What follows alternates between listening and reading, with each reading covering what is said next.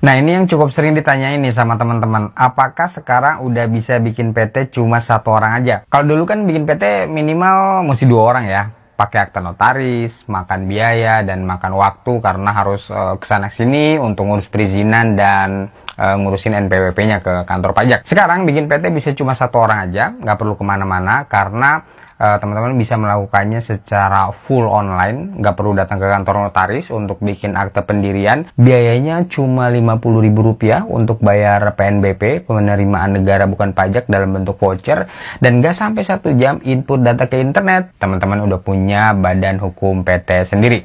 Asli badan hukum PT sendiri, legal entity berbentuk badan hukum seperti PT pada umumnya. Plus dengan NPWP elektroniknya tanpa teman-teman harus pergi ke kantor pajak. Nah, ini kesempatan nih buat teman-teman, khususnya teman-teman yang punya usaha mikro, kecil, dan pengen punya perusahaan sendiri, badan hukum PT milik sendiri, tapi ngerasa nggak punya partner bisnis dan modal yang cukup. Serta ruang lingkup usahanya mungkin masih kecil.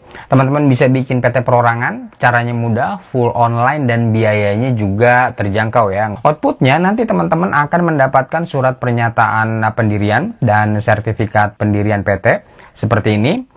Nah, secara hukum ini adalah bukti bahwa perusahaan teman-teman sudah berbadan hukum PT ya, resmi terdaftar di Kementerian Hukum dan HAM, dan secara hukum sudah berdiri sendiri, mandiri, terpisah dari urusan hukum pribadi pemilik perusahaannya. Bagaimana prosedur untuk mendirikan PT perorangan ini? Bagaimana langkah-langkahnya secara teknis, dan apa aja nih yang harus teman-teman siapin kalau mau bikin PT perorangan? Kita akan membahas tutorialnya langsung praktek di websitenya Direktorat Jenderal Administrasi Hukum Umum di Kementerian Hukum dan HAM di situs ahu.go.id, dan kita akan membahasnya di video ini ya.